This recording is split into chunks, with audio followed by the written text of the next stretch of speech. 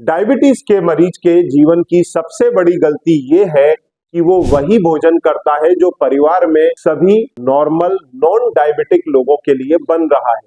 उसे लगता है कि जो भोजन दूसरे लोग कर रहे हैं वही भोजन उसे करना चाहिए क्योंकि यही तो नॉर्मल भोजन है। ऐसे में जब उसकी ब्लड शुगर बढ़ती है तो वो डायबिटीज की कुछ गोलियां खाता है और उसको कंपनसेट करता है। दरअसल ये डायबिटिक मरीज किसी समय तो नॉन डायबिटिक था। उस समय जो वो भोजन कर रहा था तब उसकी शुगर नहीं बढ़ती थी। अब अचानक से उसकी शुगर बढ़ने लगी, तो ऐसी स्थिति में उसको डायबिटीज फ्रेंडली फूड लेना चाहिए। उसकी जगह वो गलती क्या करता है, वही भोजन करता है जो बाकी के परिवार के लोगों के लिए बना है, या हद से हद उसमें से मीठी चीजों को निकाल देता है और उसे लगता है कि उसका परहेज पूरा हो गया। बाकी का भोजन वो करता है, शुगर बढ़ती है तो उसे कंपनसेट करने के लिए दवाइयां लेता है। समय के साथ में कॉम्प्लिकेशन आते हैं, खुद की बॉडी डैमेज होती है, तो खुद के साथ उसका परिवार भी परेशान होता है हॉस्पिटल्स के चक्कर लगाते लगाते। तो ऐसी स्थिति से यदि आपको बचना है तो डायबिटीज की प्रॉपर डाइट के बारे में समझना बहुत जरूरी है। इसको हम एक सिंपल से उदाहरण से समझ सकते हैं। मान लीजिए एक परिवार है, उसमें दो लोग हैं, दोनों नॉन वेजिटेरियन है। अब एक दिन अचानक से एक बंदे को लगता है कि उसे वेजिटेरियन होना चाहिए, तो उसने प्रण लिया कि कल से वो वेजिटेरियन फूड ही खाएगा, नॉन वेजिटेरियन फूड नहीं खाएगा। अब इस परिवार के अंदर दोनों लोगों का फूड अलग हो गया। नॉन वेजिटेरियन बंदा नॉन वेज ले रहा है, वेजिटेरियन बंदा अपना सेपरेट फूड खा रहा है, और उसे इस बात का कोई ग्रीवेंस नहीं होता कि वो उस नॉन वेज को हाथ नहीं लगा रहा, क्योंकि उसने खुद प्रण लिया है। ऐसी स्थिति में ये एक सही तरीका है, वेजिटेरियन वेज फूड खाएगा, non vegetarian non veg food खाएगा। अब दूसरा एग्जांपल लेते हैं। एक दूसरे परिवार के अंदर दो वेजिटेरियन बंदे हैं। एक बंदे को एक दिन हो जाता है डायबिटीज। अब अगले दिन से उन्हें क्या करना चाहिए? जिसे डायबिटीज हुआ उसे डायबिटीज फ्रेंडली फूड लेना चाहिए, और जिसे डायबिटीज नहीं है वो नॉर्मल फूड भी ले सकता है।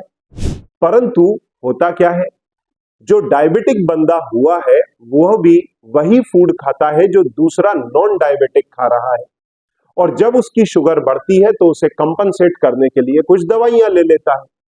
तो ऐसे में ये तरीका कायदे से गलत है, क्योंकि आपके डॉक्टर भी देखिए आपके ट्रीटमेंट में फर्स्ट लाइन ऑफ ट्रीटमेंट बताते हैं डायबिटीज फ्रेंडली फूड, फिर सेकंड लाइन ऑफ ट्रीटमेंट में आती है डायबिटीज की दवाइयां। तो पेशेंट इस डायबिटीज फ्रेंडली फूड की न जानकारी लेता है न उसके बारे में समझता है। उसे लगता है कि अगर मैंने मेरे फूड से मिठाइयां हटा दी तो ये डायबिटीज फ्रेंडली फूड हो गया, जबकि हकीकत इसके उलट है। क्यों? क्योंकि जब भी आप भोजन करते हैं आप देखिए आपकी ब्लड शुगर स्पाइक हो जाती है। फास्टिंग शुगर 100 है, 150 है, 200 है, खाना खाने के बाद में 250, 300, 350, जबकि आपने किसी मिठाई का सेवन नहीं किया है, उसके बावजूद आपकी शुगर बढ़ रही है। तो ये क्या दर्शाती है? ये इस बात को दर्शाती है कि आपके फूड में कुछ प्रॉब्लम है। अब कार्बोहाइड्रेट आपके ब्लड शुगर को स्पाइक करते हैं, और कार्बोहाइड्रेट आपके भोजन में दो तरह के हैं। एक है मीठे कार्बोहाइड्रेट जिनके अंदर शक्कर आता है।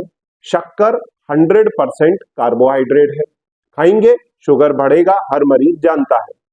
गुड़ 90% कार्बोहाइड्रेट है, हनी 80% कार्बोहाइड्रेट है, ये भी खाएंगे शुगर बढ़ेगा, मरीज जानता है क्योंकि जबान पर इसका स्वाद मीठा आता है। अब यदि मरीज मिठाई खाए, काजू की बर्फी खाए जो बहुत कॉमन स्वीट है, तो उसमें कार्बोहाइड्रेट लगभग 50% है, ये भी उसकी ब्लड शुगर बढ़ाएगा। वहीं कुछ मरीज फलों का सेवन करते हैं, फलों में 10 से 20% तक कार्बोहाइड्रेट है, काफी कम मात्रा में है। तो ऐसे में अगर low GI low carb fruit अगर कुछ मात्रा में खा लेते हैं तो शुगर उतना स्पाइक नहीं करेगा, पर काजू की बर्फी खाने से शुगर स्पाइक करेगा, मरीज वो भी नहीं खाता। परंतु आपको जान के सरप्राइज होगा कि एक फीका कार्बोहाइड्रेट भी होता है। फीका कार्बोहाइड्रेट आपके अनाज में है जिसकी आप चपाती खाते हैं, उसमें 60% यही कार्बोहाइड्रेट है जो आपकी ब्लड शुगर स्पाइक कर रहा है, और चावल में ये 80% है। तो 60 और 80% कार्बोहाइड्रेट वाली फीकी चीजों का आप सेवन लगातार करते हैं, जिसके कारण आपकी ब्लड शुगर बढ़ी रहती है। और इसी के चलते जो घर में कॉमन सभी लोगों के लिए भोजन बना होता है, आप उसी का सेवन करते रहते हैं, ब्लड शुगर स्पाइक होती है और उसको कंपनसेट करने के लिए आप दवाइयां खाते हैं। फिर धीरे धीरे आपके शरीर में ढेर सारे कॉम्प्लिकेशन आते हैं और उनके चलते आपको कई बार हॉस्पिटलाइज होना पड़ता है। इसमें आपकी खुद की बॉडी डैमेज होती है, परिवार को स्ट्रेस आता है, घर के बजट बिगड़ते हैं। इन सभी चीजों से बचा जा सकता है, क्योंकि आपके डॉक्टर भी कह रहे हैं कि follow low carb diet, follow diabetes friendly diet. और ये है क्या?